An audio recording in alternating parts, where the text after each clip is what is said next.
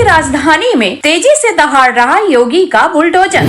LDA के आदेश पर अकबरनगर बस्ती में जबरदस्त कार्रवाई। जिसने अदालत से गुहार नहीं लगाई उसके घर पर बुलडोजर से चढ़ाई। यह योगी का प्रदेश है साहब, यहाँ कड़ाई से होती है कार्रवाई।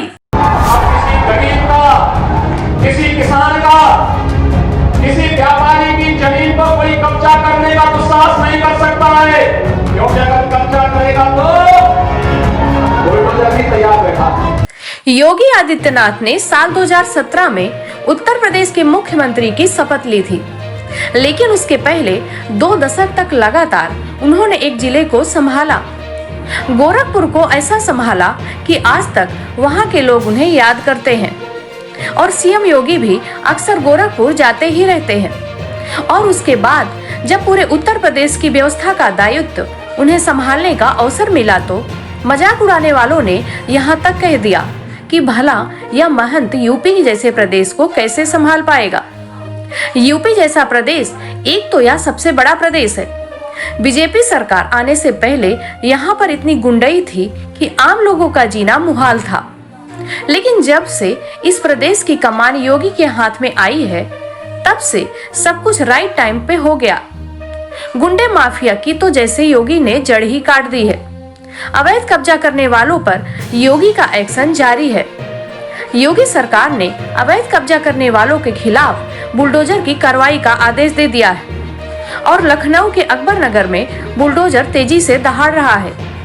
लखनऊ विकास प्राधिकरण और नगर निगम की टीमों के साथ बड़ी संख्या में पुलिस बल मौके पर मौजूद है। जेसीबी और पोकलैंड मशीनों के साथ पहुंचे अधिकारियों ने कार्रवाई शुरू कर दी है। इस बीच स्थानीय लोगों ने हल्ला मचा दिया। कहा जा रहा है कि जिन लोगों ने हाई कोर्ट में अपील दायर नहीं की है उन लोगों के खिलाफ बुलडोजर एक्शन चल रहा है। योगी सरकार के इस बुलडोजर एक्शन को लेकर सुबह से ही कई रास्तों पर रूट बदला गया और अब ताबड़तोड़ योगी का बुलडोजर अवैध निर्माण पर चढ़ाई कर रहा है। शनिवार सुबह इस मामले को लेकर हाई लेवल मीटिंग हुई थी।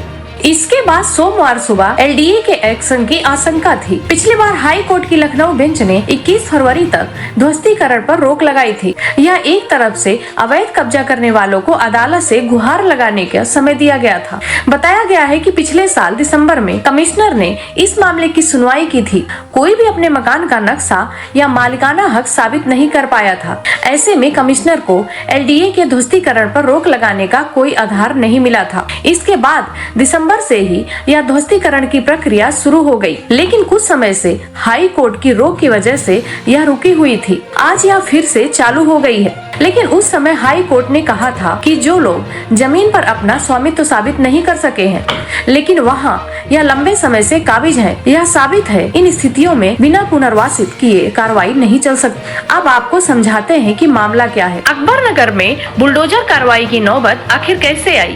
अकबरनगर प्रथम और अकबरनगर 2 में कुल 1064 मकान और 101 दुकान शोरूम तोड़ने की तैयारी है। आरोप है कि अकबरनगर प्रथम और अकबरनगर द्वितीय के करीब 1200 लोगों के कुकरेल नदी की जमीन पर कब्जा करके मकान, दुकान और शोरूम खड़े कर दिए हैं। यहाँ बिना नक्शा पास कराए कई कंस्ट्रक्शन के काम कर लिए गए हैं। करीब 4 महीने पहले ही इनके ध्वस्तीकरण का आदेश दे दिया था। एलडीए के आदेश के खिलाफ करीब 125 लोगों ने कमिश्नर कोर्ट में अपील भी की है। कुछ लोगों ने तो हाई कोर्ट का दरवाजा भी खटखटाया है, लेकिन जो लोग पूरी तरह से दूसरों के भरोसे बैठे हैं और इतने दिनों से चल रहे एक्शन के बाद भी अब तक अदालत की चौखट पर अपना घर, दुकान, शोरूम बचाने के लिए याचिका लेकर नहीं पहुँचे हैं, उनके वसेरे को तो अब तोड़ा जा रहा है। अवैध निर्माण धड़ाधड़ योगी का बुलडोजर तोड़ रहा है। वैसे आप इस बुलडोजर एक्शन के बारे में क्या कहना चाहते हैं? अपनी राय कमेंट में जरूर दें।